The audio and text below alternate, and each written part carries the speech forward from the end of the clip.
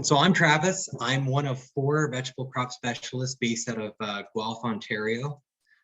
Dennis and I are based in Guelph, and between us, we cover the crops listed on the screen here. Dennis does root crops like potatoes, carrots, horseradish, and rutabaga. Amanda and Elaine, they're based out of Bridgetown, and they cover everything from sweet corn, asparagus, tomatoes, sugar beets, peppers. And the group of the 4 of us put on IPM Scout training sessions in May. So if you want to learn more about the pests that are covered in tonight's workshop, and drill down specifically about what to do for each specific pest in one of the crops on the screen, we'll be putting registration out for those IPM Scout training workshops sometime in the next month. And I'll give some information at the end of this presentation on where to register. So I cover alliums, brassicas, and leafy greens. And alliums include onion, garlic, leeks, shallots, brassicas like broccoli, Brussels sprouts, cabbage, and cauliflower, and then leafy greens like spinach, celery, and the rest on the screen here. So not only do I cover garlic, I cover all these crops, and I find myself spending a significant amount of time answering questions related to garlic compared to these other crops. And I think partly it's because there are still so many things that we have to optimize and figure out for this crop. And I found when I started this position a few years back that there was a lack of information in English and specific to hardneck garlic. And most of the research done that has been published on garlic is in Mandarin, Spanish, French, and on soft neck garlic, which isn't really applicable to what we grow here in Ontario. So I put together a garlic workshop. We've had probably 6 or 7 from 2018 into 2020, right before the pandemic. We have given them in Guelph, Kemptville, Sudbury, Deborah, and over 250 to 300 garlic growers have attended over that period of time. And I hope to put on an in-person workshop similar to that again this August. This is basically a pared down version of that workshop. So I'm taking all of the most important things, the 10 most important things from that workshop that is normally 6 or 7 hours, and compressing it into an hour and a half. And so here are the 10 things that I think are most important to focus on when you're growing garlic. If we were to have all of these variables optimized, and let's say that you just miss one, all but one, here's a rough estimate of what you are potentially losing in yield. So for example, if everything is perfect except for weeds and you don't weed the crop during the critical weed-free period, a yield loss of 30 to 60% could be expected. If it was a dry year and you aren't irrigating the crop, you might expect to see a 35% reduction in yield or weight overall. So these are rough estimates, but I wanted to assign values to them so that it is easier for you to make a good argument to quantify why it's important to address these things. Irrigating can be expensive. It can be pretty difficult to get started and set up. But if you are able to increase on average your yields by 20% over a 4-year period, that 20% on might pay for the irrigation and some, and in almost all cases it does. So something to keep in the back of your head. And basically, we're going to be going through this list of 10, starting with obtaining good planting stock. So I think this is the most important thing to consider. Many of the problems that we're going to cover throughout the presentation today can be avoided by choosing planting stock that doesn't have these issues to begin with.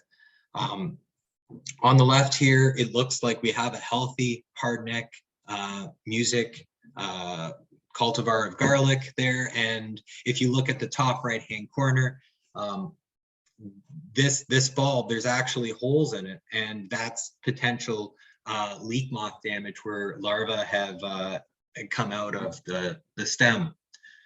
You might be noticing these scars on the outside of the cloves right now. This is where thrips or bulb mites have been feeding on the clove while the bulb was in storage.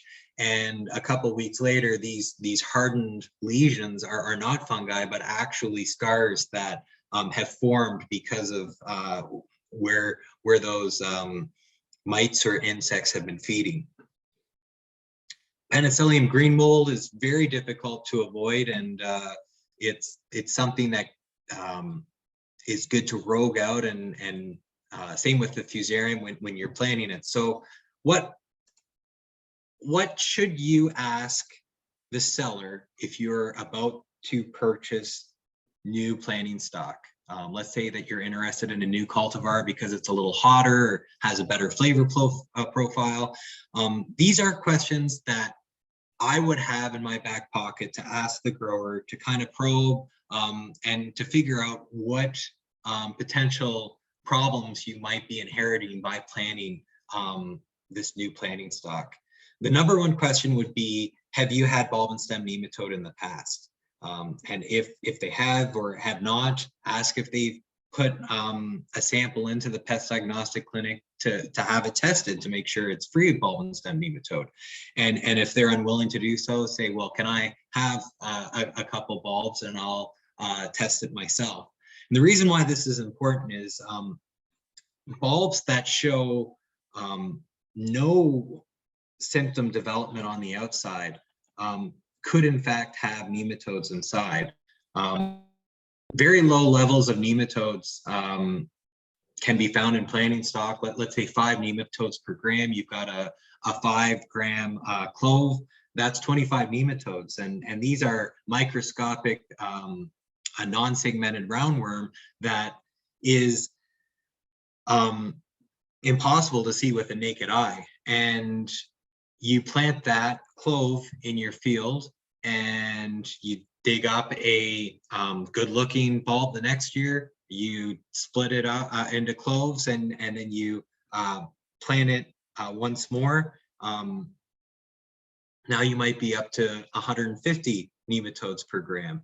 And you harvest the crop again, it looks okay. And in that third year, that 125 might have multiplied to 400 or 500. And by that time, there are just too many nematodes per gram, and the basal plate breaks down. And we're going to talk about nematodes specifically, but it isn't until 2 or 3 years after you planted it that you realize that there might be bulb and stem nematode present. So following up with that, I'd say, what other diseases do you find most prevalent in your area? If anyone mentions white rot, it's probably the most destructive fungi of alliums, and it lasts for so long that it's not worth taking the chance of purchasing planting stock if the seller has had white rot in that field before.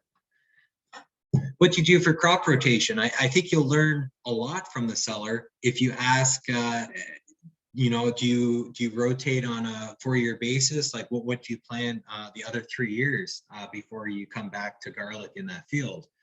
Whereas if you know they're planting garlic year after year after year, or even every other year, that might not be great for the buildup of pests and pathogens. I always like to ask where you originally purchased the cultivar, and it obviously asked what the cultivar name is. there is no test to determine a specific name of a cultivar, and that makes it incredibly easy for someone to put their own name on it, so that if they have a good marketing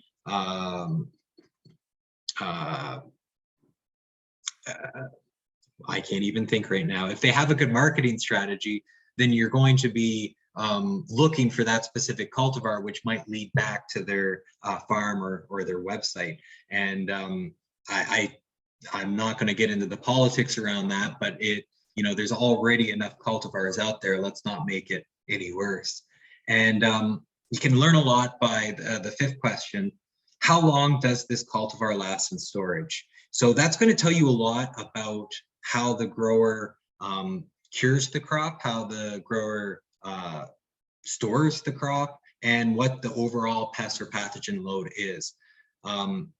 If they're able to keep till April, May, and bulbs are still firm, like they're doing something right, and that's good to know. So as a summary, I think the number one thing to take away from getting good planting stock is to make sure that it's free of bulb and stem nematode. We don't know how long that nematode lasts in the ground after you've planted a crop with bulb and stem nematode in it. It could be 2 years, it could be 5 years. And with that being said, if you do bring in a new cultivar, plant it in a lower part of the field than what you're currently growing. And that way, if there is overland flow, the water could potentially carry the nematodes from the higher parts of the field to the lower parts. So if you know that your nematode-free stuff is at the top of the field, you're going to avoid contaminating it there. When you're driving around, if you're walking throughout the field, if you're using any machinery, always start from the cleaner parts of the field that are free of bulb and stem nematode before moving to fields that might be contaminated. And even though you're still testing for bulb and stem nematode, the planting stock can still have viruses, white rot, all of the pathogens and insects on the screen there. This is the sample submission form for the Pest Diagnostic Clinic. And basically you check this box here, it's $45, and it's you'll have a result in 2 or 3 days, and they'll tell you if that clove has bulb and stem nematode inside it.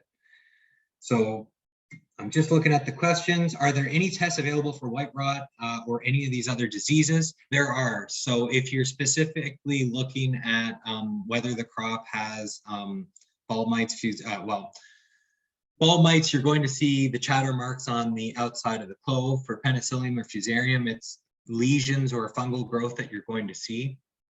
If you see white mycelial growth at harvest, you can take that bulb and put it into a Ziploc bag and create a humidity chamber by blowing into the bag. And so you've got close to 100% relative humidity in that Ziploc bag. And if white rot is present, you'll get this white mycelial growth with a whole bunch of little black sclerotia. They look like little tiny poppy seeds. And if that's the case, give me a call and I'll tell you the next steps. But we'll be talking about each of those pathogens in detail in some upcoming slides. So on to the next thing to consider, and that's to optimize planning. So I'm going to go through each of these planning variables, and we're going to discuss the pros and cons of each of them and try to talk about a few different planning strategies. So first one is date. Get a lot of questions in August. When is the best time to plant the garlic? For last year, it was so wet that, as soon as you could get in the field was a good time. There were many growers that were unable to get their full acreage in last year because they're in heavier soil that was not able to dry out enough to get the planter in the ground. What is the earliest date to plant garlic? I would say The earliest I've seen is the end of August. And the fear of planting that early is that the plant will send out roots, it will put out 4 or 5 leaves, and that bolting, that whole bunch of new growth is pretty dangerous, because now the reserves, the energy that's in that clove have now been used up and put into all of this green new growth, and we have a frost. And whether that plant is able to survive the winter and start fresh again and put up a new leaf in the spring is anyone's guess. So it's a careful balance of how much protection you need versus what are the chances of winter kill. If you plant super late, the plants aren't going to get enough root development, which could lead to frost heaving, as we see in this picture here. My goal is to do a seeding date trial where basically in August we start planting every 2 weeks, and I think it'd be interesting to know how much winter kill we get from that first or second planting date versus planting in December, or even let's say that we're unable to get into the field if we were to wait till March to get in. But in general, higher yields are found the closer you plant to September, if the crop can survive the winter. Next thing you want to consider that is closely linked is depth. The deeper that you plant, the more energy that is required for that leaf to get to the soil surface. The more shallow you plant, the more likely that you're going to get frost heaving or winter kill.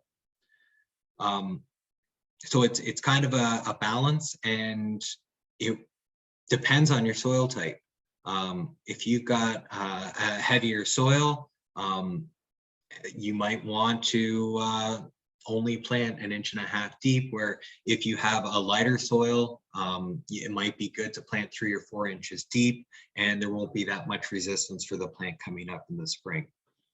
In general, I see most growers have at least 1 inch covering the plants. I put in trials where, or the cloves, I put in trials where I've had about 1/2 inch to 1 inch of heavy clay soil on top, and have had less than 1% winter kill and planting in October. So it really depends on the amount of snow cover and your soil type and how cold it gets. Next thing you want to consider, obviously, when you're planting is the density.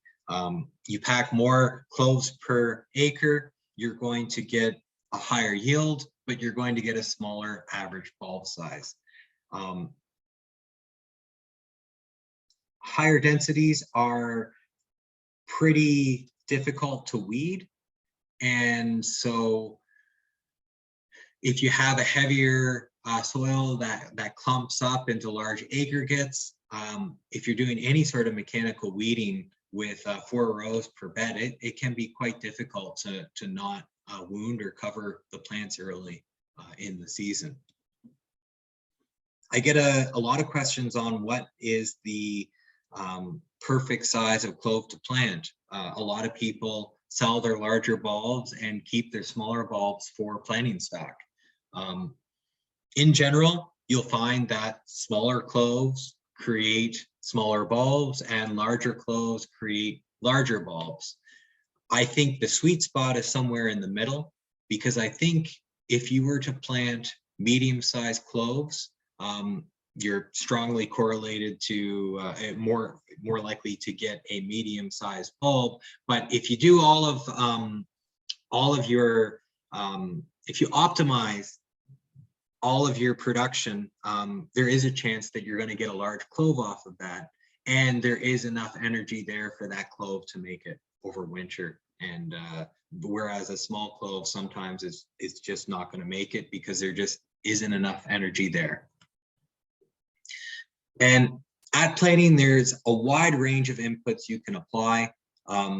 As far as fertilizers go, the best thing to do is to obtain a soil nutrient report by taking a soil test prior to planting, and add appropriate inputs based on those deficiencies if there are any. As far as herbicides go, weed management is a very tricky aspect of garlic compared to other commercial vegetables. I want you to be mindful that if you are using herbicides, to follow the label very closely.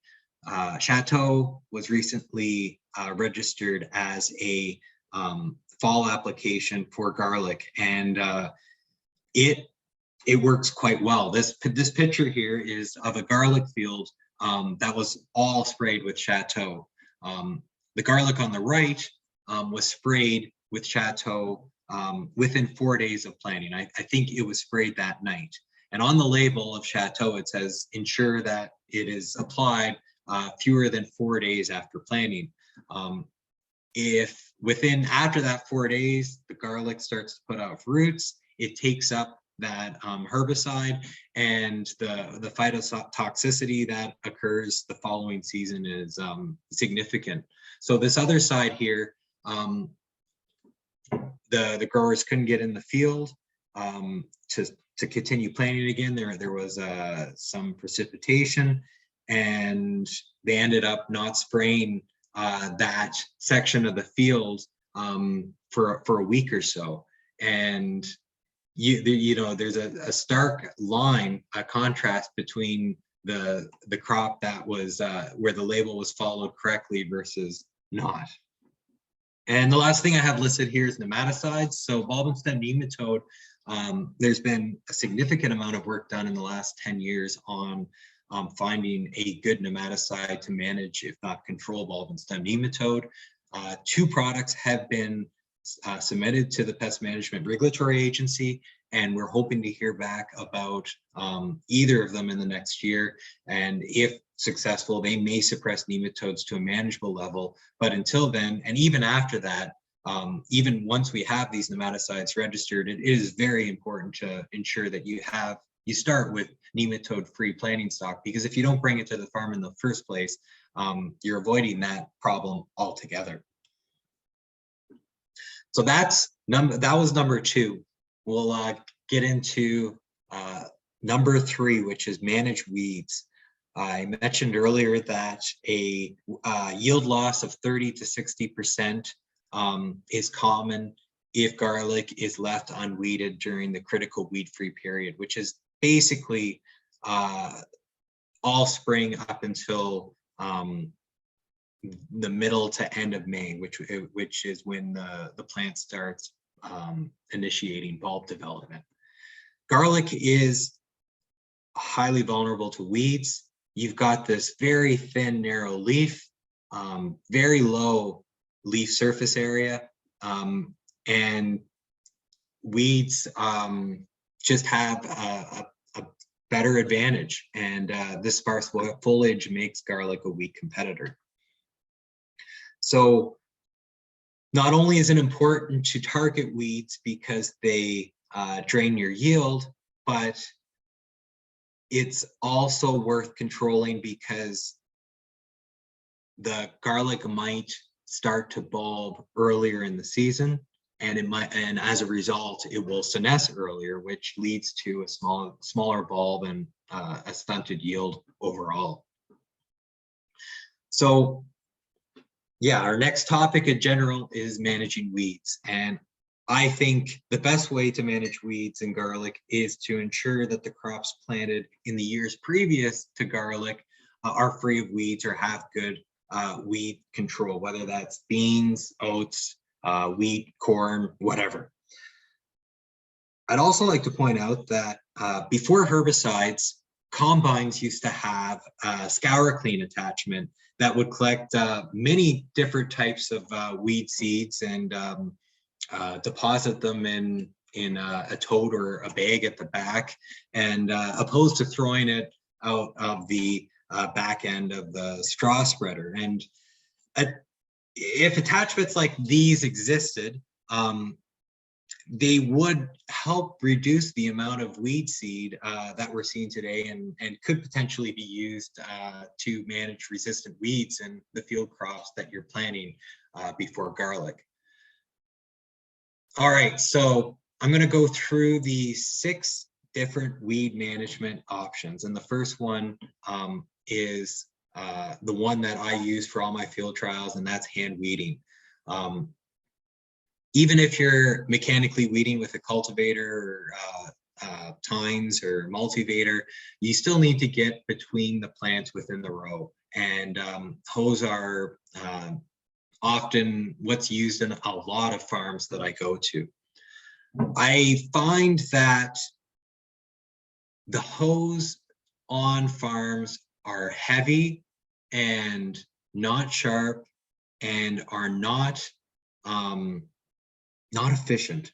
And I would like to point out this very thin hoe on the right hand side. It's basically like a straight blade, and because of the long handle and the angle that that blade is at, you're able to stand up straight. You're able to hit those weeds quickly at the cotyledon, first or second leaf stage, and you're able to move through the crop quite quickly.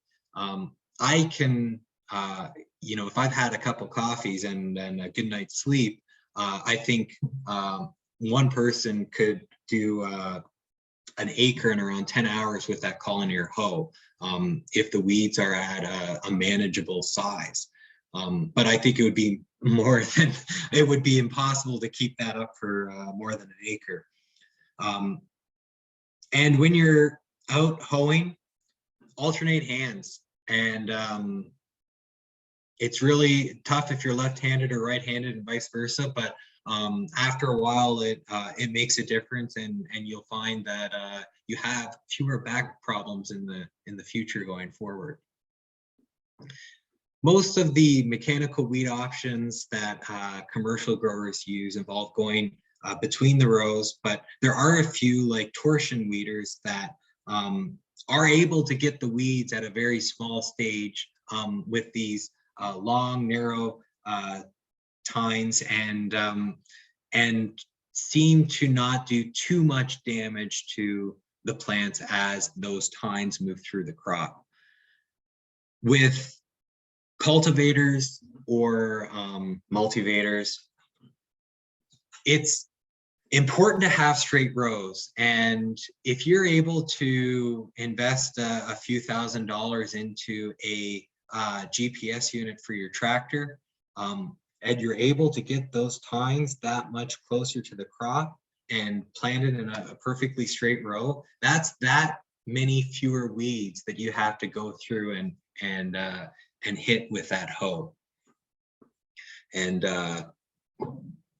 what else do I want to say here? Mechanical cultivation does dry out the soil faster, and so a lot of these strategies, if you're only using mechanical methods, you're going through there on a week or every 10 days, and that's going to dry out the soil a lot. On the bright side, weeds are less likely to grow when things are dry, so I guess it might even out a little bit, but you're still going to see some soil erosion. When you're using any of these mechanical weed management options, it's really important to fine-tune that tine and make sure that you're not going too deep. Garlic has a very shallow root system, and if you are throwing that tine down 3 or 4 inches, you're going to be impacting a lot of roots between the row, and just keep that in the back of your head, that that's less power that plant has to soak up water and nutrients and put it into that bulb.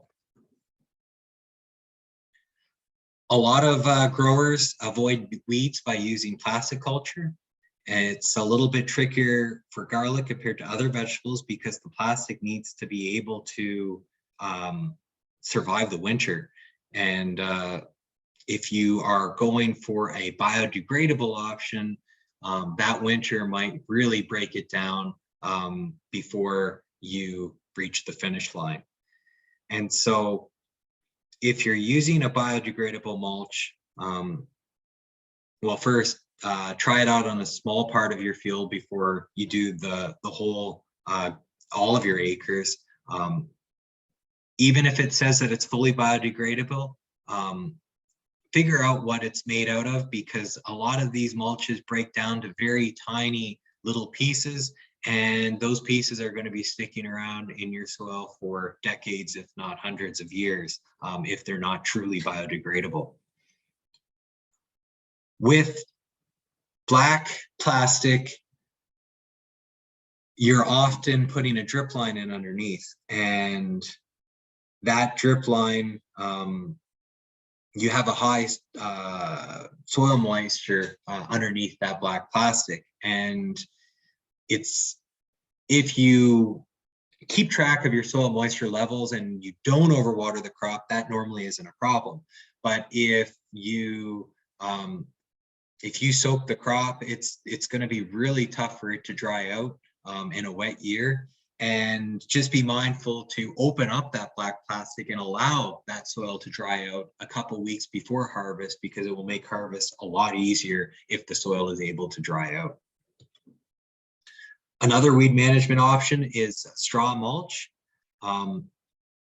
Straw mulch is great if you have it on thick enough and it doesn't impede those leaves coming through in the spring.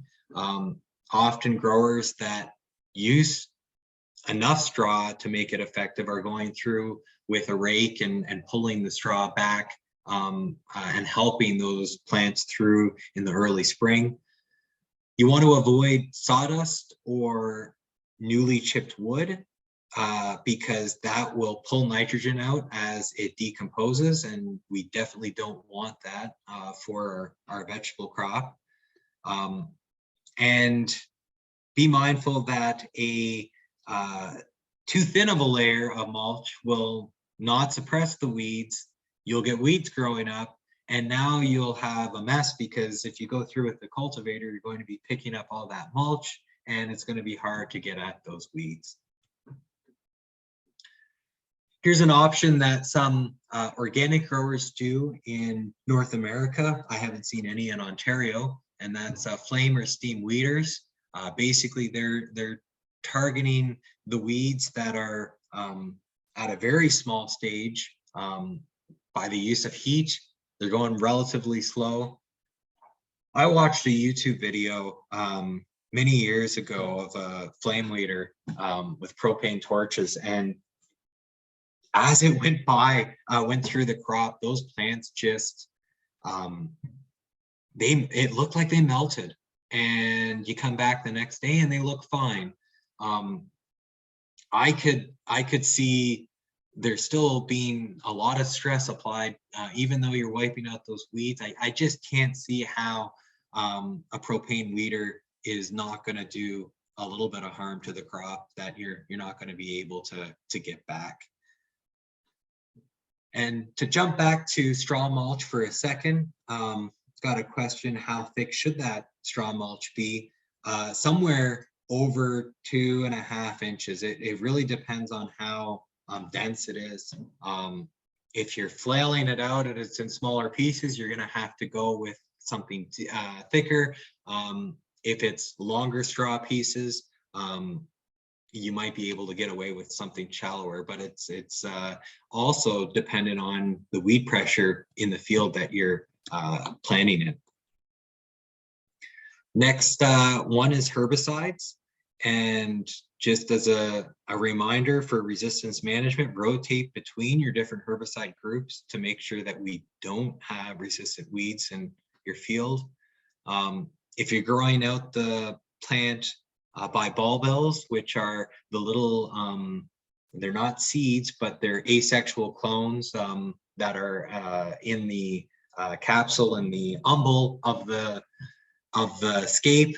If you were to plant those out, a lot of those bulbils can't handle herbicides. Just you see a lot of phytotoxicity. And even if you're using herbicides on mature plants, be mindful of how much tip dieback occurs. That tip dieback is a great place for secondary pathogens like Alternaria or Symphylium to get in there and cause early senescence, and early senescence leads to a smaller bulb. With any of the herbicides listed on this slide, except for Chateau, all of the pre-emergence planting, you want to be mindful of the PHI. So if the pre-harvest interval. So if you're harvesting scapes the first or second week of June, a product with a 60-day PHI would have to be applied April second week of April, if not the first week of April, which means that you are out of herbicide control options from that time in April until harvest, unless you're, so it can be difficult to use these weed management options if you're harvesting the scape and selling the scape for consumption. All right, so that is what I have for weeds. Any last minute questions on weeds? If you don't have any, or you think of some later, put them in the chat and I can always come back at the end, or I can answer them via email at another time. So our next thing to consider is irrigation. Garlic is very responsive to irrigation. I think that if you were to want to increase your bulb size, this is a no-brainer. I think the last 4 out of 5 years have been really good years to irrigate. Garlic likes at least an inch of rain a week, if not 2 inches a week in sandy, well-drained soil. Always irrigate in the morning, allow the crop to dry out, especially if you're doing overhead irrigation, because that excess water favors pathogens.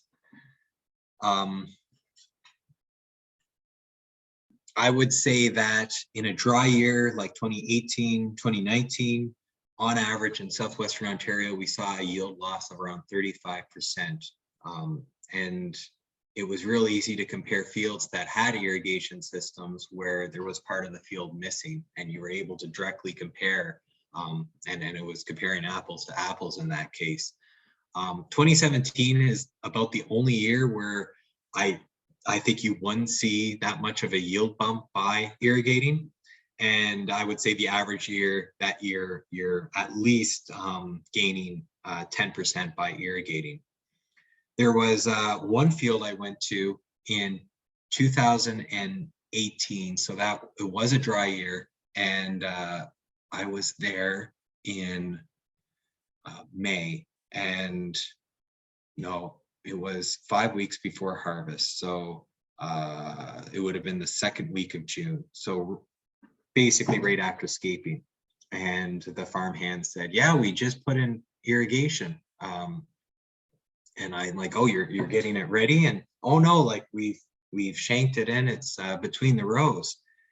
And I felt a little bad because I had been pushing them to consider irrigating in the past, and with the issues getting different parts of the system in place, it wasn't until 5 weeks before the crop was harvested that they started irrigating. And the amount of difference that made in the last 4 weeks was unbelievable. And they are sold on irrigation. They're not going back now. And so I figured if they can make it work with 4 weeks to harvest, if you were able to get your irrigation system in earlier on in the season, the potential is there. In general, you want to stop irrigating when 2 to 3 leaves start to senesce, because we're going to be harvesting that crop when 50 or 60% of the leaves have started to yellow. If you've got a lot of acres and it's going to take you a week or so to harvest, you're going to start at 40%. And as you work your way through the crop, by the time you finish, you'll probably at 60 or 70% senescence, where those leaves are turning yellow. And a lot of commercial growers are moving to drip now. And what's interesting is compared to overhead irrigation, we're able to now fertigate, and we're able to fertigate directly to the plant. And theoretically, we could take leaf tests and figure out if we're deficient in any nutrients throughout the growing season and add them through the fertigation system. I want you to be mindful of late applications of nitrogen will reduce storage quality.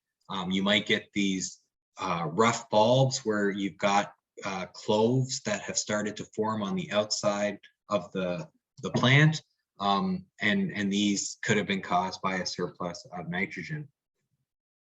So conduct soil tests and apply nutrients early when those nutrients have the greatest yield impact. All right, moving on to removing scapes. So garlic used to be like onions, where you had this umbel and all of these flowers, true flowers, and each of those flowers would produce a tiny black seed. And over time, people were able to find that by removing the scape, they got a yield boost, and the plant basically evolved, and you were selecting for against sexual reproduction by pulling the scape, which accelerated the evolution of garlic towards its current mostly sterile state. And so today's garlic flowers are completely sterile, and unless you're picking out those bulbils and leaving the flowers there, and you've got a cultivar that is not as genetically uniform as music, it's unlikely that you're actually going to see any true flowers there. So by removing the scape, you can get a yield increase by as much as 30%. The thicker the scape stalk, the larger the umbel, the more bulbils within that umbel, the more yield increase, because that's energy going into that scape instead of into the bulb. In general, 7 people in one day can do 4 acres, so that's 50 or 60 man hours for 4 acres. So around 14 to 16 hours per acre, and which will result in 300 to 450 pounds per acre if you're walking. The best thing to do is to break the scape above the last leaf. If you pull the scape out, you are leaving the top 1 or 2 or 3 leaves unsupported, and it might flop over, which is no good. And if you use a mechanical sickle bar or a bush hog or even a weed whacker to hit off those scapes, that blade is going to be coming into contact with every plant. And because garlic is asexually propagated, meaning all of the viruses and plant pathogens that are in that bulb, when you break up that bulb into cloves, now all of the pathogens, or most of them that were in that bulb, are now in the daughter clove. It has the ability to build up viruses and other pathogens over time. And by going through there with a knife or a sickle bar mower, you are potentially vectoring virus from plant to plant and spreading those pathogens around. In addition to spreading pathogens, you also have potential of hitting those top leaves. And if you were to cut the first, second, third, or fourth leaf with that pass, you could see a yield reduction of 17, 25, 46, and 59%. So by hitting the top 2 leaves in the scape, if you're, making yield increase by removing the scape of 30%, and then you're hitting 2 leaves and you basically lose 25% yield, your net is 5%. Was that worth driving your tractor through and spreading pathogens throughout the crop? No. So you've only got so much leaf surface area there. You want to keep it healthy, you want to keep it green to the tip, and you don't want to cut it off in the last month where that plant is just funneling as much energy as it can to that bulb. All right, our next topic is curing. I had a question, when do you stop using a torsion weeder? After scape harvest or before? So a torsion weeder is going to be used when the plants are small and the weeds are even smaller. So torsion weeders, those little tine weeders, are going to work best knocking the weeds at the cotyledon and first and second leaf stage. And basically you can keep on using that until the toolbar of the torsion weeder is just knocking out those plants. And if you know, it might be something to consider if you're buying a torsion weeder to get ones with longer tines, but you ultimately you don't want to do too much damage to the crop that you're trying to weed. Do you have to worry about overwatering in clay soil? For sure. I would say that Fusarium, Pythium, even Botrytis, your bacteria rots, they're all those can, by overwatering and creating waterlogged soil, you are creating conditions favorable for those pathogens, which we'll talk about soon. All right, so let's say we've made it through and we've got the crop out of the ground. We want to cure that crop before it goes into storage as quickly as possible. So curing is when we dry the crop so that the outer skins are nice and dry, crispy. If you open up and remove the cloves, the center of that stem at the very base of the basal plate is hard and dry, and the neck is constricted at the bulb. What not to do, I think many growers pull and allow garlic to dry in a shady area like a lath house or a drying shed over a 7 to 10 day period. This past year, our ambient outdoor relative humidity was high. And if you're using shady areas to cure your crop, it's going to take a long time. And the longer it takes to cure that crop, the more likely that storage pathogens and pests are able to establish and make their way into storage. So I find the best curing is done in a closed room. You're pulling the relative humidity out of that room, whether you're using a dehumidifier or even an air conditioner. We want to circulate the air 25 times an hour, and it is very difficult to find the exact range that is ideal for hardneck garlic. But the best I have found is to maintain a temperature of 20 to 22 degrees, so 68 degrees Fahrenheit at 40 to 70% relative humidity until 15% weight loss has been achieved, and then drop the temperature down a little bit more and cure till 25% weight loss is achieved. So we have this perception that heating is how we dry out the crop or how we cure the crop. And yes, heating does increase the amount of moisture that a cubic meter of air can hold. So at a temperature of 20, here, let me see if I have numbers here. A cubic meter can hold 17 grams of water vapor at 20 degrees Celsius, while at 30 degrees Celsius, it can hold 30 grams. So by going from 20 to 30 degrees Celsius. By increasing 10 degrees Celsius, you're able to go from 17 grams of water to 30 grams per water, almost doubling that water holding capacity of that air.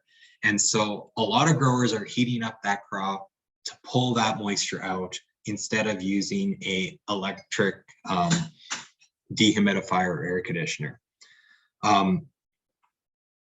The issue with this is in a year where the relative humidity is already at 95% water holding capacity, there's not much wiggle room for you to go. You're going to be heating it up to a temperature where waxy breakdown might occur, where the crop is just not getting enough air, the temperature is too high, and you get these cloves that break down and are absolute garbage. And it also, if you're not pulling moisture out of that crop fast enough, that will lead to a longer cure time, and that longer cure time is a great way for garlic mites and storage pathogens to get established, which we'll go through each of those specifically in a few slides.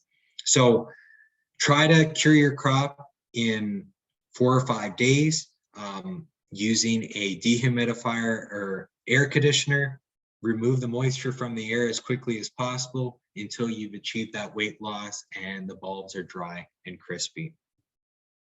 Once you've got the bulbs cured and they're not, if you turn off the dehumidifier and the crop stays at 60% relative humidity, or 65% relative humidity, you're probably good.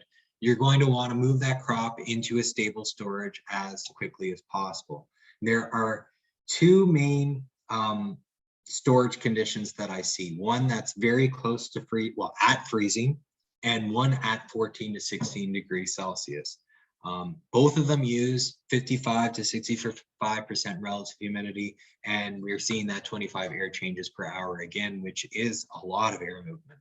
And it may not be possible to do that, but that is what literature says is ideal. If you're unable to achieve that low relative humidity, you're going to have problems with the storage pathogens and pests on the slide there. And lower humidity and higher temperatures increase the weight or rate at which the bulbs lose weight. And you don't want to lose 5% per month, because by the time March comes around, even if your crop is free of those storage pathogens, there won't be as much weight to sell. So I mentioned those 2 temperatures, and there are pros and cons with each of them. The one that is at freezing, the pro there is that the temperatures are so cold that storage pathogens and pests have a hard time growing or completing their life cycle. The temperatures at 14 to 16 degrees Celsius are more ideal for the consumer end of things, because if you have a clean crop going into storage, and you're keeping it at 15 degrees Celsius, when that crop gets pulled from storage and goes onto a shelf at the supermarket, it's only got a change in temperature of maybe 4 or 5 degrees. The supermarket, let's say, is at 20 degrees Celsius. Whereas if you're keeping it at 0 degrees Celsius and you're going to 20 degrees, that's quite a change. And you're going to see the quality of the pulled crop deteriorate rapidly when you're going that great of a change. And so it really depends on how quickly the consumer is going to be picking up that bulb and consuming it, or if they're going to be keeping it for themselves for 4 to 6 weeks in their basement or wine fridge. You want to avoid temperatures between 4 and 10 degrees Celsius, because that's when sprouting occurs. That's the perfect time for sprout development. And you want to avoid any fluctuations as much as you possibly can. Like I'm giving you the knowledge or the parameters for a ideal setup. which is very difficult to achieve. With that being said, if you could control all the variables, you want to make sure that there aren't huge fluctuations, because those fluctuations are where you're going to see sprouting, or the crop is just not going to be able to keep for as long. So I had a few questions about curing and storage, and the first one is, does cutting off the roots help to cure quickly? And I am on the fence about this. The nice thing about cutting the roots off right after the crop comes in from the field is you keep things clean, and it's easier to clean up the crop before it goes to market in a lot of cases. There are some growers that swear that those roots are going to be pulling moisture out of the crop and making it dry or cure a little faster.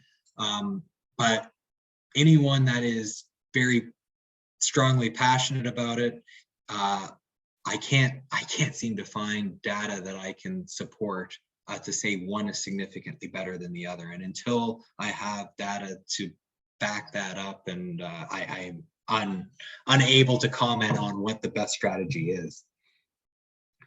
And does cutting off, does it make much difference whether you cure with or without stems or roots? And yeah, as far as stems go, I think the quality might be a little bit better by keeping the stems on, but that's a tremendous amount of labor for potentially 5% better storage life if that's what you're getting. And so I would focus more on managing those storage pathogens, because those are what's going to keep you from storing the crop into April or May. I think if we perfect curing and storage, and we have a clean crop that's going in, there's no reason why we can't keep hardneck garlic till May or June. And at that point, we're able to start harvesting next year's crop maybe a little bit early and provide green garlic to the market for a month. And then we're able to basically sell Ontario grown garlic year round. And that's the goal. Next thing you want to consider is to monitor for insects. So I've got 4 insects or mites.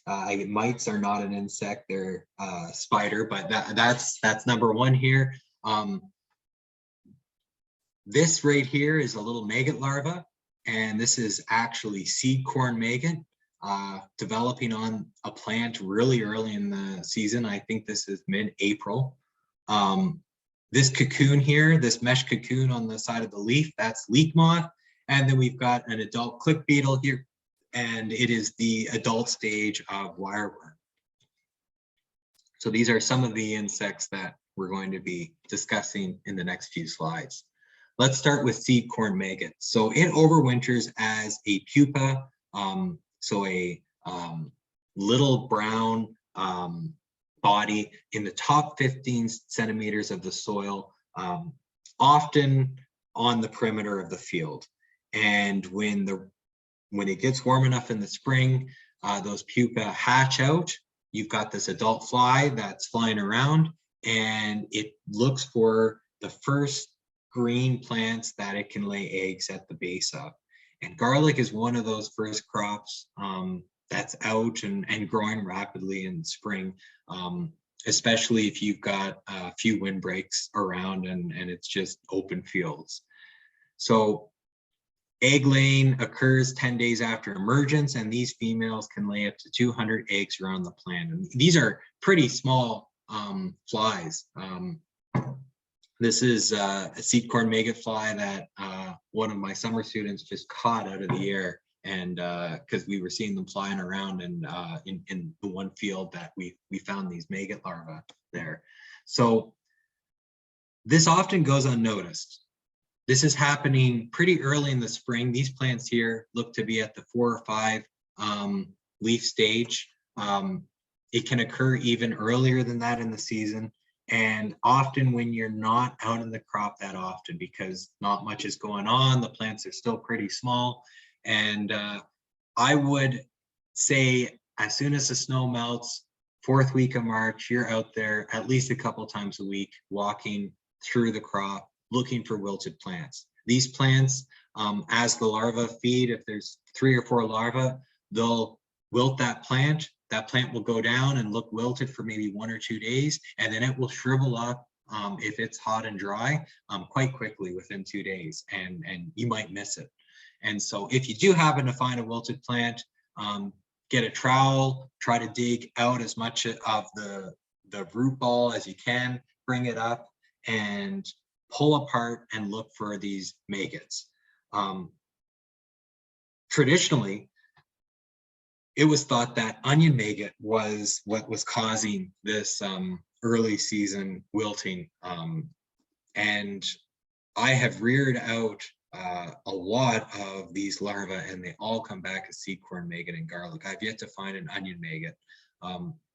If you are renting the field, or you're not out there every couple of days, and you know, you start showing up in late May, early June, you might notice that your stand count is at 80%, and you're thinking, oh, well, it was a pretty cold winter. That's a 20% crop loss. I'm going to say that it was winter kill, when in fact it could have been just severe seed corn maggot pressure. I've been to fields where 30 to 40% of the crop was wiped out in the early spring. It had survived the winter. It was growing new leaves, and it got taken out by this pest. The next insect is leek moth, and this insect is just as tiny. It overwinters as an adult in the brambles on the perimeter of the crop, and if you're on, I find that infestations in smaller fields, market garden plots, you have a higher linear area where those moths can overwinter that are potentially undisturbed, and those moths are going to come in. They're going to lay their eggs once night temperatures stay above 10 degrees Celsius for 2 consecutive days, 2 consecutive nights rather. So let's say it goes up to 20 degrees throughout the day and dips below to 7 degrees. Well, leek moth adult not coming out. The next day it goes down to 10 degrees, still not coming out. The third day it goes down to 11 degrees. Well, now we've had 2 consecutive nights above 10, and those leek moth adults tend to emerge. Remember that unless you have thermometers everywhere, there are microclimates, and just because the airport temperature said it was 12 or 13, or that it was still rather cold the night before, so let's say 5 to 6 degrees, it might have been 9.5 degrees on the south side of a shed where you've got all your garlic planted. So these little tiny moths lay their eggs often early and mid-season in the meristem, the growing point of the plant, as deep as they can get those eggs in. As those eggs hatch, these larvae eat away and mine the leaf. It will look like a whole bunch of green sawdust is at the base of the plant. As you're scaping, look for every top point of the plant and make sure that the leaf is perfect as you're walking through the crop. And when you see one with jagged edges or some bites taken out of it, look for this little cocoon if you can't find the caterpillar, because in most cases, once this guy is done feeding, it's long enough, which is probably about half an inch. It's going to basically make one of these cocoons on the underside of the leaf, and if you destroy every cocoon you find, that's going to significantly reduce the pressure of this pest, believe it or not. The best way to manage it on a large scale is to use a pheromone trap. So basically you have this Delta card with a little pheromone lure inside, and that lure is releasing a sex pheromone that is causing these moths to fly towards the trap at night, and they basically get disoriented inside and they land on the sticky card, and you're basically taking that sticky card out once a week and you're counting how many leek moths you find. And leek moth has this white triangle on its back. It's still pretty tiny. You could see, like if I straighten out a paper clip, a big paper clip, this is what the end of that paper clip would look like next to a leek moth adult. So there are a bunch of insecticides registered, a bunch, basically 3.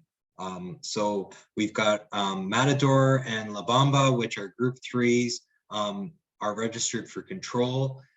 They are basically being phased out and will be unavailable for garlic in the next few years. And that leaves you with Delegate, Entrust, and Success. And I'm pretty sure Entrust is allowed by some organic certification bodies. And then you've got BT products like BioProtect and Zentari, which are basically Bacillus thuringiensis that is oh boy, I'm not going to get into the details of it, but those products are also normally accepted by organic regulation bodies. And you're basically going to want to apply that insecticide, if that's the route you're going to go, 5 to 10 days at minimum for the first application, and then 7 to 14 days for the second application. If you're doing one application of one of these insecticides, 1 week, 7 to 10 days after that peak trap count is key. So the thought is that here we have June 29th, we found an average of 54 leek moths per trap, which is very high. All of those moths act as a representative for what's going on in the field as a whole. And the next week we get around 48 moths. So it's going down. So now we know that we've reached our peak. It's 7 days after that peak. Let's apply an insecticide. And those insecticides work best if they're targeting the larva at the smallest stage. And 5 or 6 days after those eggs have been laid, those larvae are hatching out and they're actively feeding, and they're able to pick up that product and hopefully not survive. So besides insecticides, you can also use exclusion nets. They are tough to use commercially over large acres, but in some areas where the populations are out of control, that's their only choice. There are parasitic wasps that can be basically, there are sachets or little cardboard boxes that you put out throughout the field, and these little parasitic wasps are going around and they're looking for leek moth cocoons, this guy right here, and they're going to lay their eggs, their wasp eggs, inside that cocoon.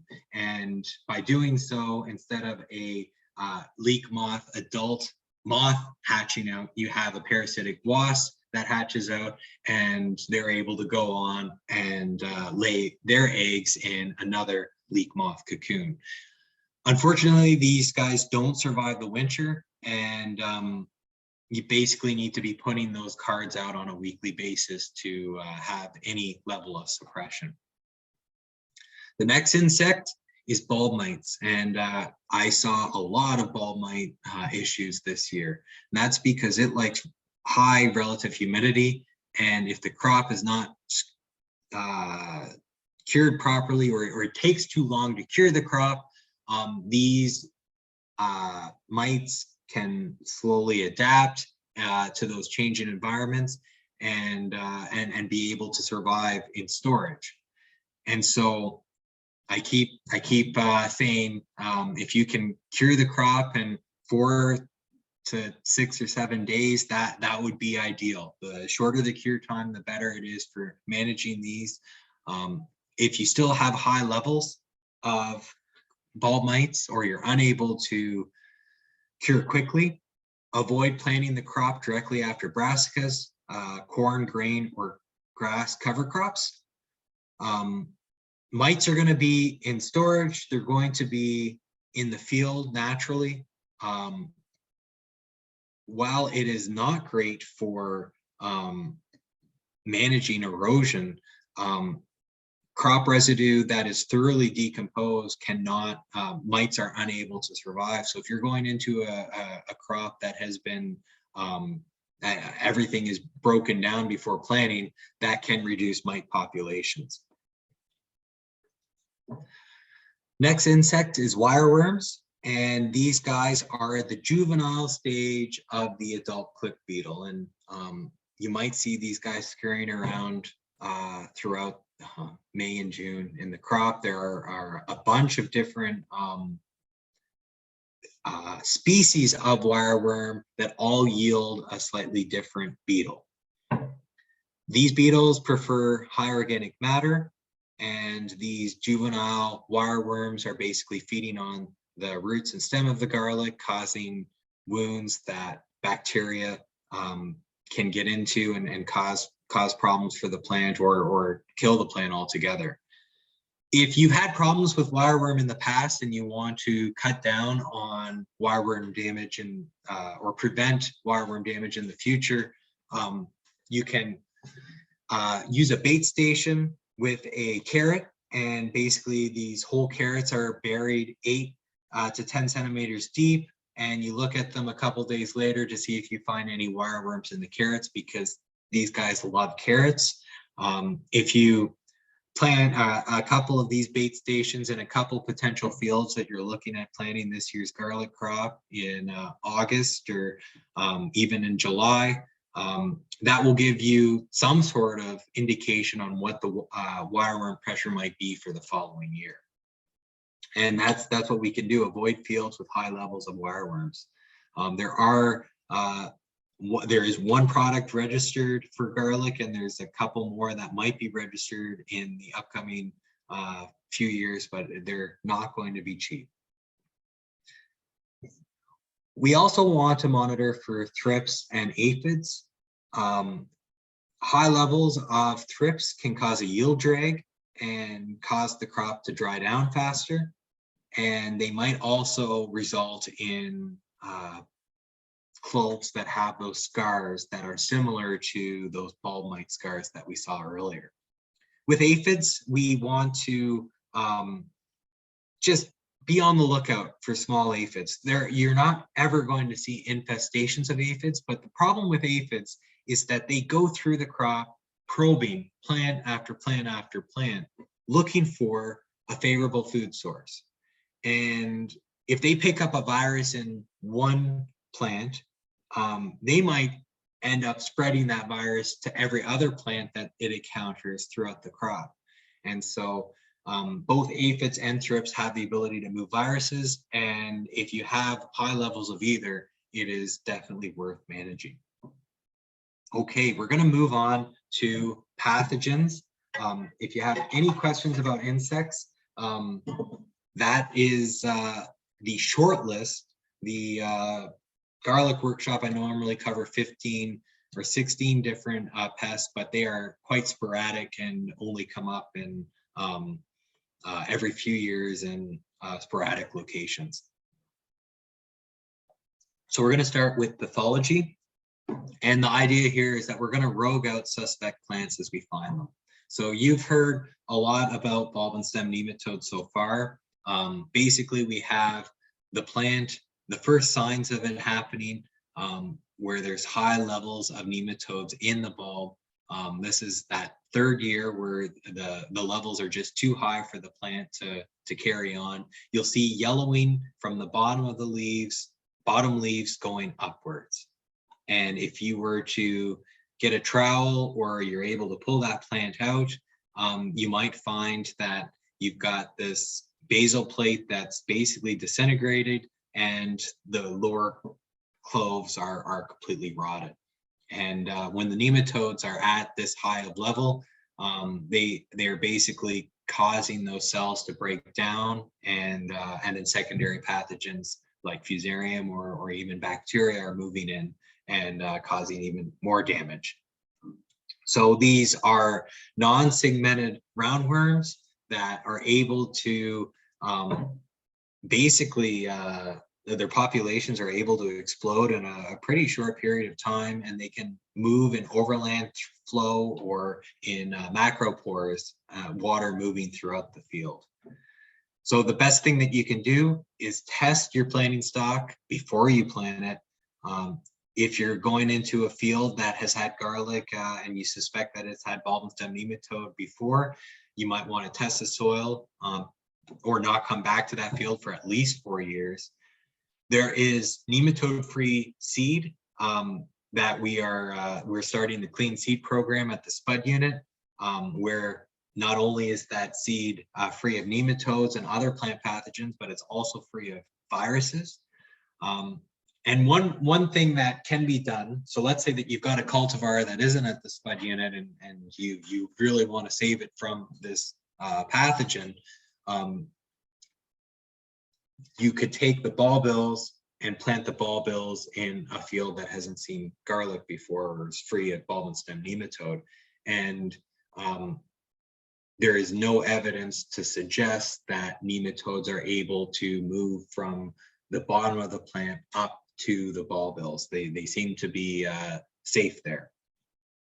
So in general, good biosecurity is key. So that includes cleaning machinery before you enter the field, roguing out any suspect plants. And I mentioned that there were 2 products that could be registered in the next couple of years. Subscribe to the onvegetables.com blog for updates because I'll be posting there if either of those products are registered for garlic.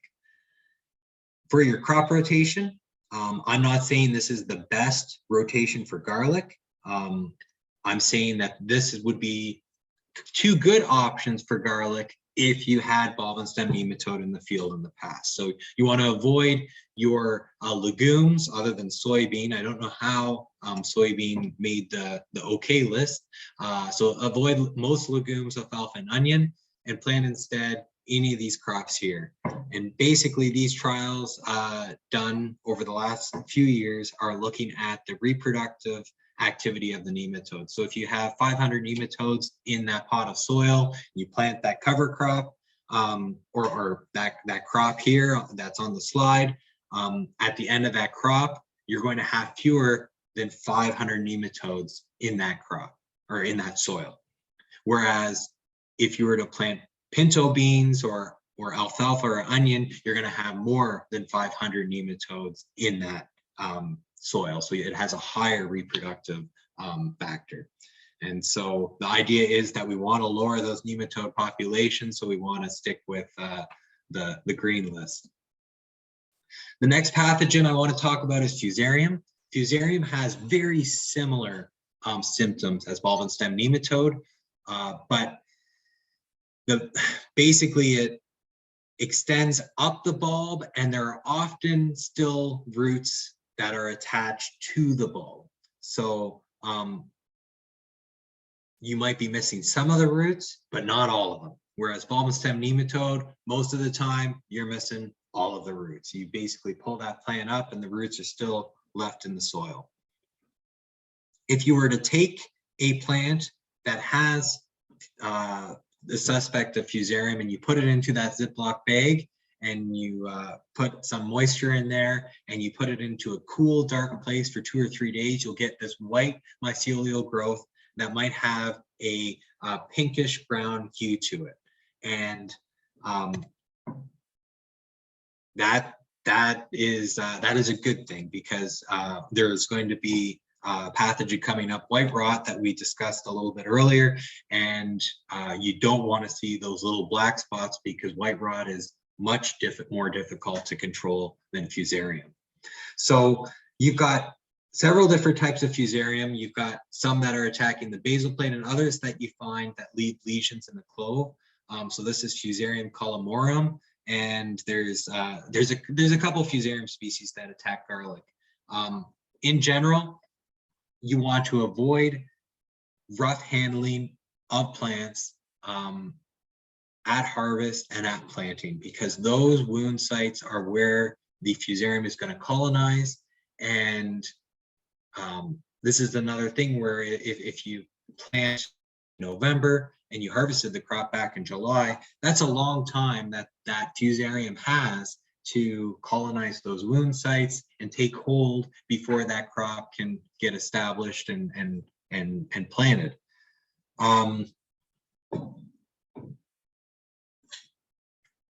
Yeah, that's all I have here for Fusarium.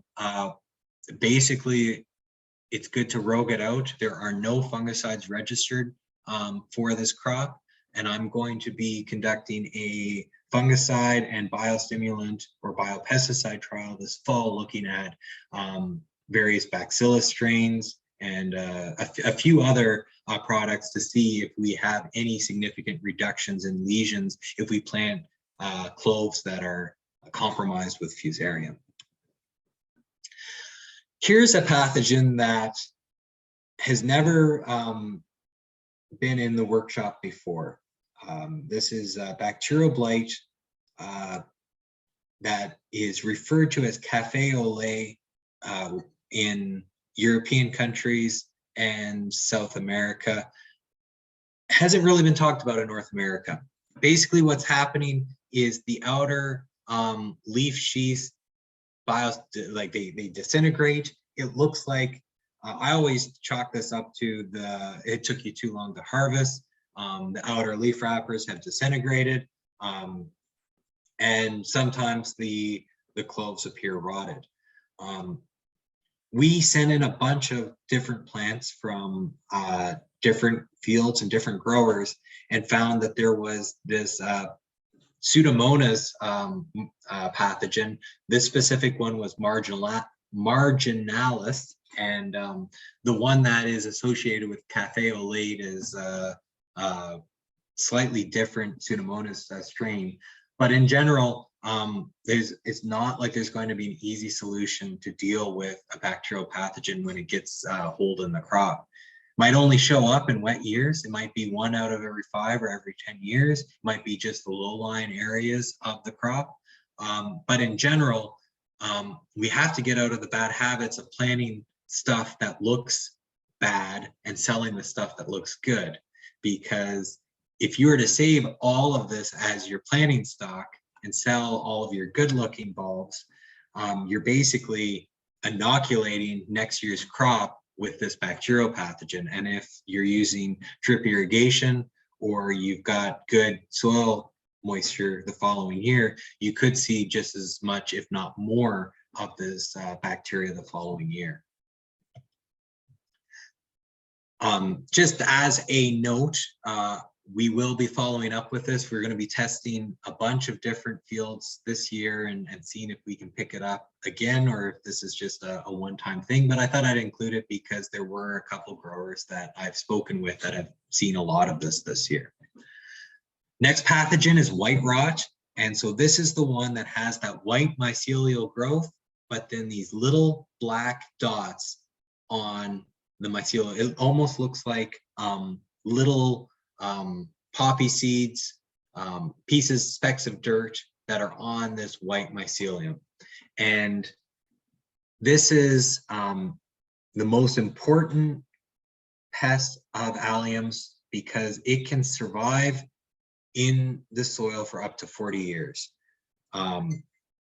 So when you find it, you basically don't want to go anywhere else in the field. You want to rogue out those plants that have it, take a shovel, remove the soil that's coming out around the plants with them. Might be good to spot fumigate or just avoid planting garlic in that area. You want to be really vigilant on biosecurity, cleaning your boots, your shoes, tires, equipment, and you want to go into that field last when you harvest that crop, and you don't want to return to that field to plant garlic in the future.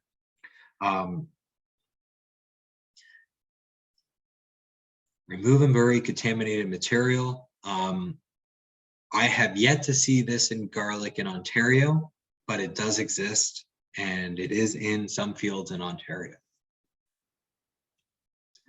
The next pathogen is aster yellows. So this is a phytoplasma, which is a virus-like pathogen that basically gets into the plant by an aster leafhopper that's going around and feeding on different plants. It might land on a echinacea plant that has aster yellows and decide that it's going to now go to a garlic plant and land on it and transfer the phytoplasma to it.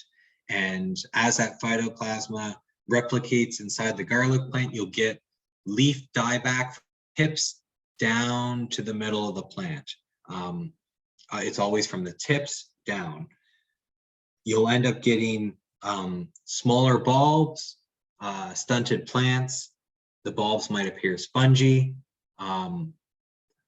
If this is an issue, I'd be spending the time to rogue out these plants as you see them. It's not like they're going to produce economical bulbs anyways, and you want to make sure that you're not planting that problem the following year. If you do have high levels of leafhoppers in your field for whatever reason, there is some evidence to suggest that reflective plastic mulches are unfavorable for those leafhoppers. Our next pathogen that we're going to talk about is our last one, and it's viruses. And viruses come in a wide range of symptoms that can be leaf curling, deformation. We've got variegation, no bulb initiation, similar to that of aster yellows, but you can see the modeling on the leaves there. We've got yellowing from the tip down to the base, just as we saw with aster yellows. There's that mosaic pattern up close, stunting of smaller plants, streaks or dashes on the leaves. And basically, these viruses are vectored by mainly aphids, but can also be vectored by thrips, or if you're going through there to remove those scapes with a sickle bar mower, you are able to spread viruses throughout the crop. And I went through the Canadian Plant Disease Survey a few weeks ago, and I compiled basically all of the samples sent to the Pest Diagnostic Clinic in Guelph that were for garlic. And out of the last 7 years here, we had basically 12% of the samples sent in were viruses, 23%, 28, 30, 55, 13, an average of 30% of the samples that were sent to the Pest Diagnostic Clinic where people didn't know what was wrong with their crop. 30% of them were resulted in, and they came up positive for one of these viruses. Now, these are the viruses that show symptom development, and we have tests to prove that that virus is in that plant. There are viruses that have yet to be discovered that we don't have tests for that are there and not really causing any sort of significant symptoms, but they might be providing some stunting or a yield drag. And so it's estimated that in garlic, the yield drag is anywhere from 25 to 50% because of viruses. And basically, if a plant gets a virus, all of those cloves that are in that bulb now have the virus, and when you plant them, they're going to transfer it on to their daughter cloves and so on. So these viruses build up, whether there are ones that you can see or ones that you can't see that are just there in the background causing yield drag. And so that's why it's important to rogue out plants that do show symptoms. And really, the only thing that you could do before the clean seed program was developed at the Spud unit was to plant your larger cloves to hope for a larger bulb to kind of deal with that smaller bulb because of those viruses. And someone commented, such ruthless culling of all those such damaged plants. Well, you could eat those plants. You just don't want to make sure that they end up in your planting stock for the following year.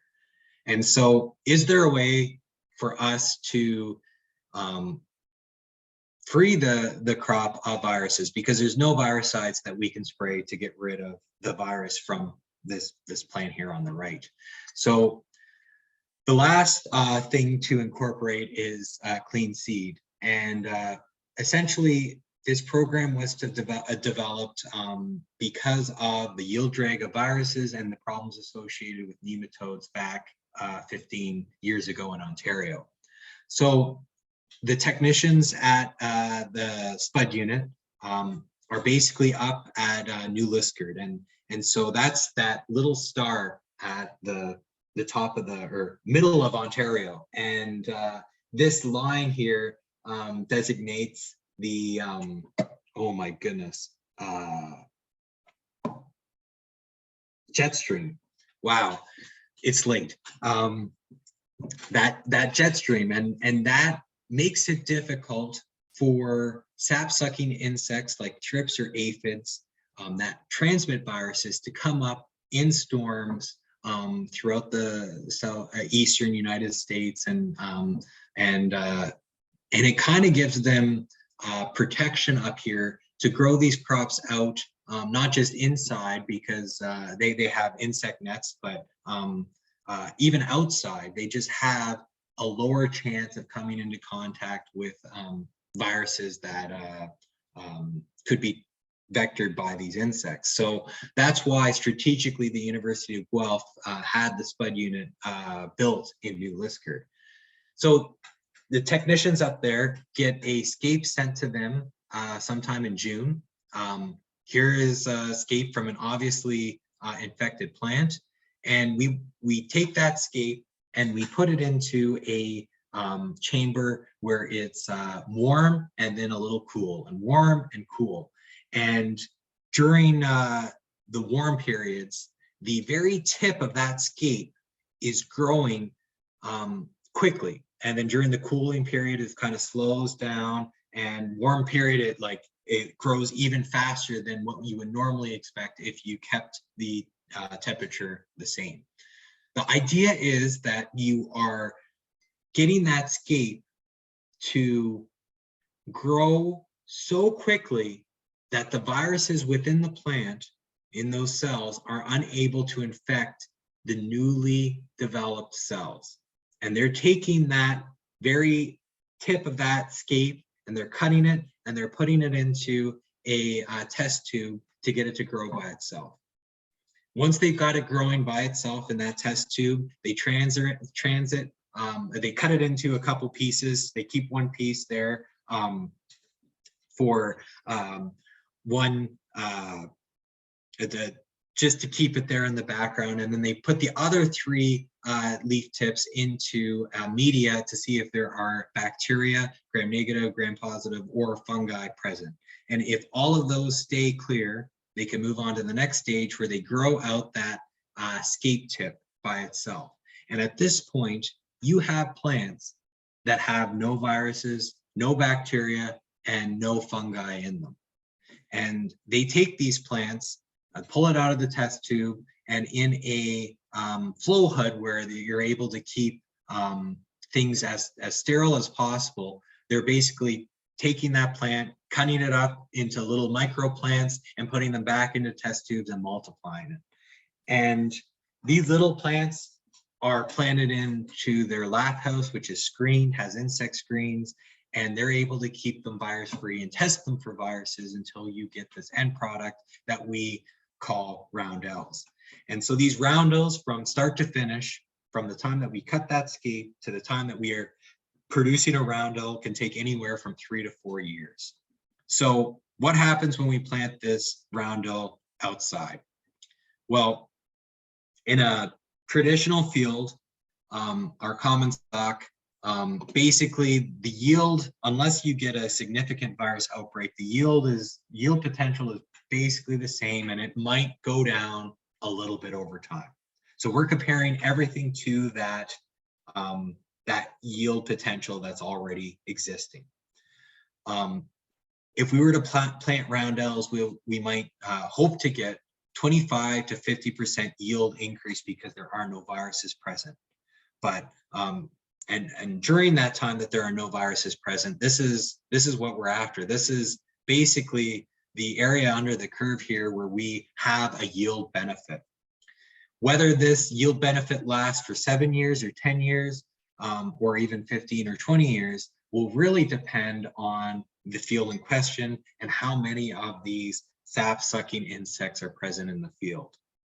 I was at one field in 2018 that was one of the first growers to purchase roundels from the spud unit when they sold them in 2008 or 9, their first year. And that grower multiplied the crop and had around 30 acres planted when I was walking through it.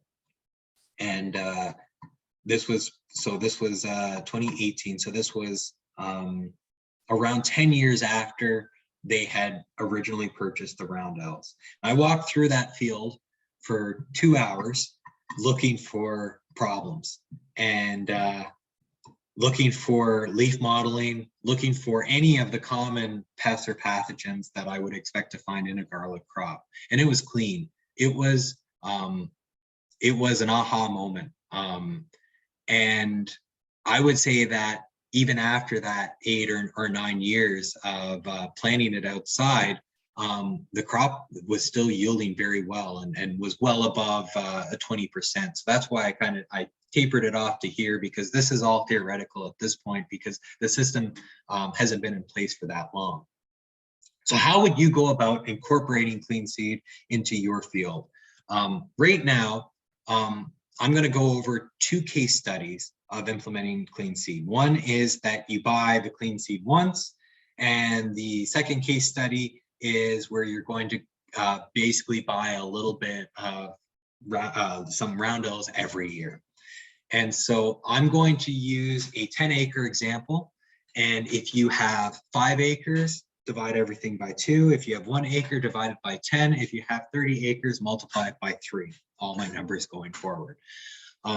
So we're going to go over the first example, which is a single cycle. So we're basically going to buy clean seed once. So right now, let's say in the field, it's March and you have 10 acres planted. You're going to, if your goal is to have 10 acres every year going forward, you're going to sell 8 acres and you're going to keep around 2 acres for planting stock this year. So you're going to plant this 2 acres. So out of this 8 acres, let's say that you got 3,000 pounds per acre on that. So in total, you have 24,000 pounds of garlic that you're able to sell this year. And if you're selling it for $6 a pound, you did well because the market was pretty saturated this year. But let's just say in general, you're able to sell it for $6 a pound. That would yield you a gross profit of $144,000 this year. But this year you decide, hey, I'm going to become a member of the Garlic Growers Association of Ontario. I'm going to buy some roundels and I'm going to purchase around 2,600 roundels at $2 per roundel. You could buy more, you could buy less, but for this example, I'm going to go an extreme case and say I'm going to buy a lot this year. So these roundels are going to be designated, this clean seed is going to be designated by this light green square here. And basically you would want to plant these not in your garlic field that's there because it might be full of viruses. If you had another field a kilometer or so away or at the back of the property that you could plant it, or if you had some exclusion nets, a poly house or a greenhouse where you could plant these expensive garlic roundels inside, that would be even better. Keep them free of viruses for as long as possible. So that's this year. Next year rolls around, you sell your 8 acres of the 10, and now that those 2,600 roundels have now turned into 16,000 units. So basically you're assuming that you get 6 cloves per roundel. So this little roundel, the size of like half the size of a dime, turns into a small bulb with 6 cloves.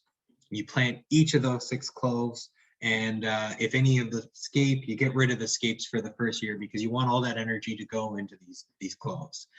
And so you're going to plant that in the following fall, and that yields you almost close to a quarter of an acre the following year. And now you've gone from 16,000 units to 96,000, and we're going to plant all of these guys again. And now we're up to our 2 acres. So now in year 3, we're able to sell all of our old stock and phase into the clean seed that's in its 1 to 3rd year. We're at 144,000 each year because we're assuming that we're selling our crop at $6 a pound. So that stayed the same. Only thing that has really changed here is the amount of clean seed going from 2,600 to 500,000. And in that 4th year, now we're actually able to only have clean seed or stuff that's been through the program, and we're able to sell that 8 acres of clean seed and keep the 2 and keep on going as usual.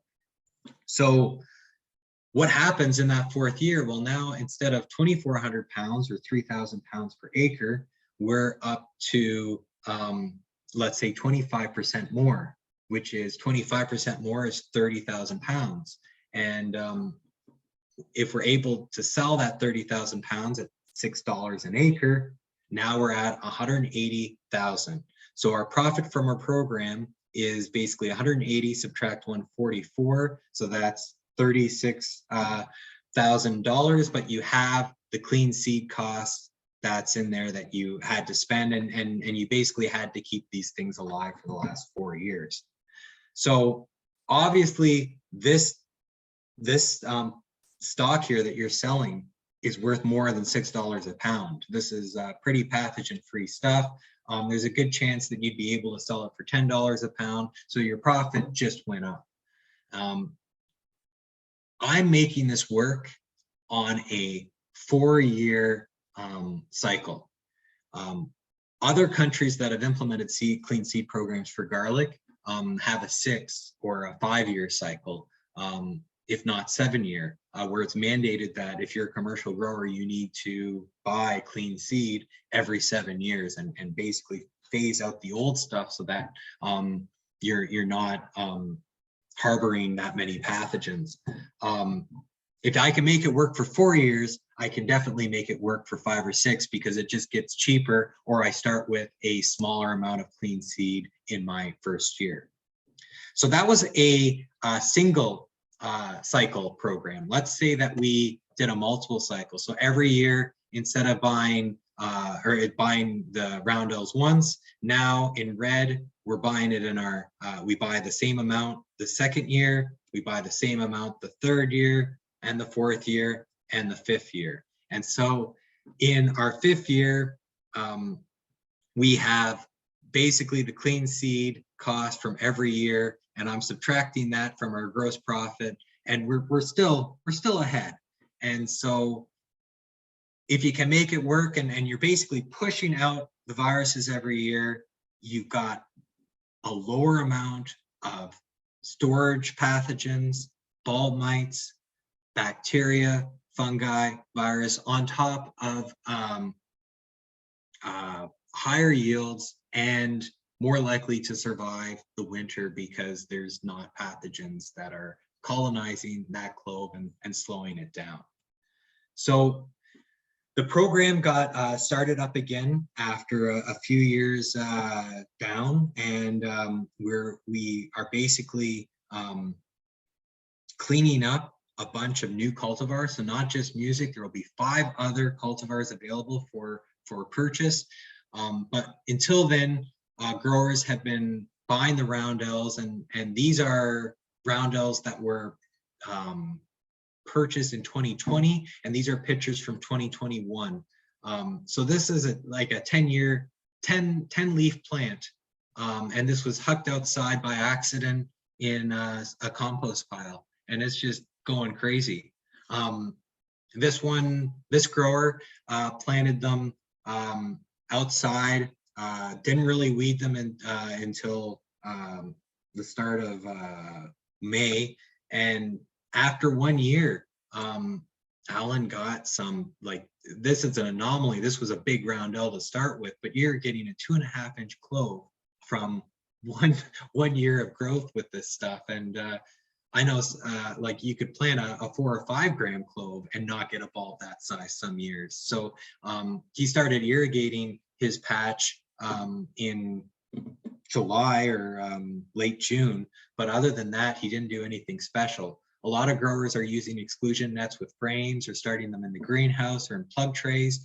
And the Garlic Growers Association has meetings every couple months. And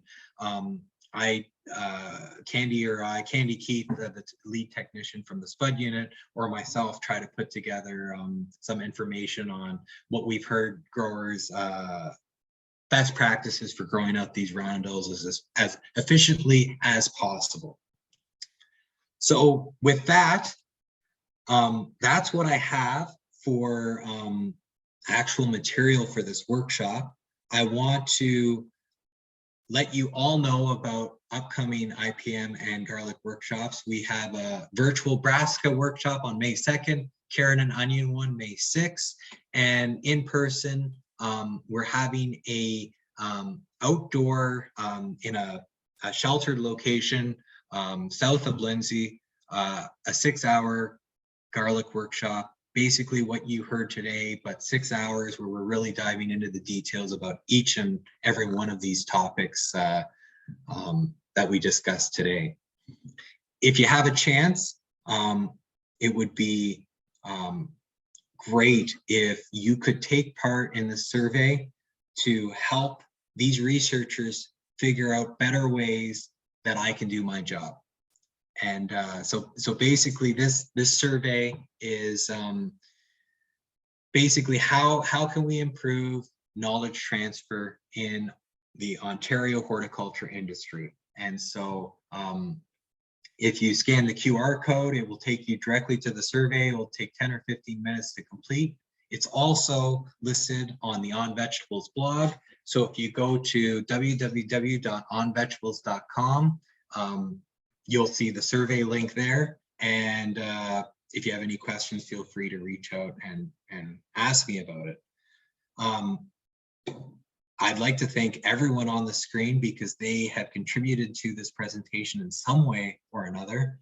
And I'd also encourage all of you to join the Garlic Growers Association of Ontario going forward, whether you are getting clean seed or not. It's a great way to network and learn more about the industry as a whole. With that, I'd like to thank you, and I'd be happy to take questions. Thank you so much, Travis. That was wonderful. There's a couple questions in the chat box, I believe. So the first one is, are you calling a roundel a clean clove? So a roundel, we wanted to give the name of the product from the spud unit through the Clean Seed program its own special name, because if we said clean clove, well, your neighbor down the road has nematode-free cloves and they're clean cloves. And so he's selling you clean seed, which is actually just nematode-free. So roundel is similar to ballbill in a sense. So it kind of already sounds like garlic language, but a roundel is specific to something that has been through the tissue culture process where it has been tested in the last 10 years to be free of all the known garlic viruses. Not to say that it hasn't picked up viruses since it's been tested, but it was originally through that program. To buy clean seed, you basically sign up to be a member of the Garlic Growers Association. I think the membership fee is around $50, and they host meetings every quarter, a field day in the spring. They send out a sheet, hopefully late July, but it tends to be in August, of how many roundels you'd like to buy. Right now, there's only one cultivar, which is music, but in 2023 or 2024, we will have up to 5. And basically, you say I'd like 200 or 300. The capacity at the spud unit is maxed out right now. They don't have enough space to meet our demands. And so basically it's for Ontario garlic grower members only. The whole program was basically funded by the Ontario government and the Ontario Garlic Growers Association. And so once we have those needs met of the Ontario growers, there will be sales allowed for outside of the province and then maybe North America. But until they increase the size of the facility, and they're looking at what the facility looks like 5 to 10 years from now, because a spud unit doesn't just look after garlic, it has many other crops. Garlic is actually a minor crop. The spud unit was developed for the potato industry because the potato industry has regulations, and all potatoes have been that you're consuming from the grocery store have been through a clean seed program fewer than 9 generations prior to you eating them. And there is a chance that those potatoes were originally coming from the spud unit. So going forward, the future of the spud unit, we'll see what happens. I hope that they're able to increase their capacity and therefore meet the demands of people buying roundels. Are there any other questions do you think that I missed there, Lori? There's that one about how much does frost damage reduce yields? How much does frost damage reduce yields? That is I don't know. So is it because the plant was planted too shallow and there was frost heaving? Is it because there was minus 40 degrees for 3 or 4 days with no snow cover? Was it because the clove was infected with fusarium at planting, or was maybe a mechanical planter was used that was a little rough on the clove, and maybe there was some wounding or damage that occurred at planting? Did the clove have bulb and stem nematode? That would greatly decrease winter survival. Or, there could have been seed corn maggot that came after that plant in the early spring, and you just caught it, and the maggots were already gone, and you find a dead plant. So it's really tough to say, to put a specific percentage on a disorder where you're unable to see the crop and what's happening below ground, and it's all hypothetical, or you're really guessing. And Celine asked, can you confirm when to harvest scapes? Right. So I discussed this in so much more detail during the garlic workshop, but essentially as soon as that scape emerges from the top of the plant, break it off, throw it in a bucket, get it out of the crop, eat it. The longer you wait is not a bad thing necessarily for yield. So let's say that your peak yield increase from removing the scape is 25 or 30%. It slowly goes down over time as the scape elongates.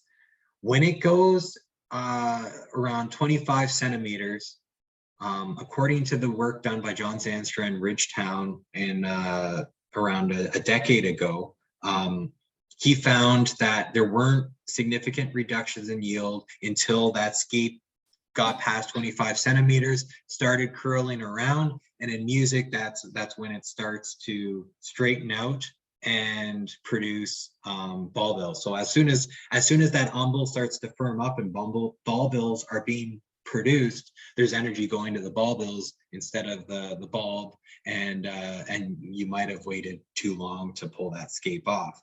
But it's tricky because the whole crop doesn't mature at the same time. There's quite a I find there's like a 10-day window where you see the first scapes emerge versus the last scapes. Now, a lot of it might have to do with pest or pathogen pressure in the field, or maybe a couple cultivars got mixed in by the seller, whoever you bought the planting stock from in the past, and you're actually dealing with a couple different cultivars. But if you're making one pass through the field with labor, you kind of want to time it so that you're getting 90% of them, and that might be 4 or 5 days after you see the first scapes emerge. Great. And Carrie asks, are there any differences in the production of soft neck, or are all pests and growing methods basically the same? Wow, there are a lot of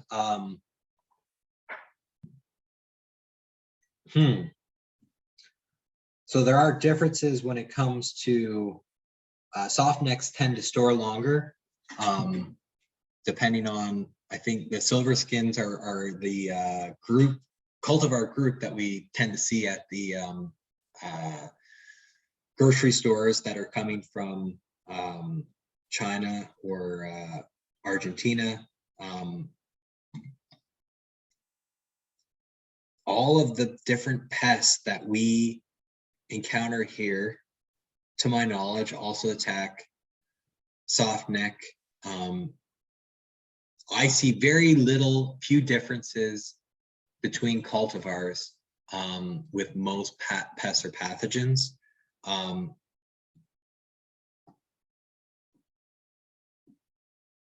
Production-wise, soft necks are a little bit more robust when it comes to harvest and being left in the field a little bit longer, I think, and in the dry desert-like conditions in California and in some regions of China, they're able to treat them like onions, and they're counting on not having that rain, and it works quite well for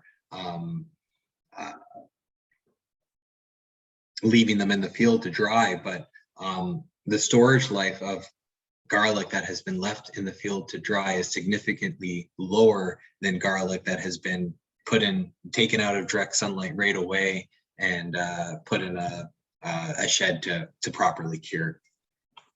That's a good question, and I wish I had a better answer.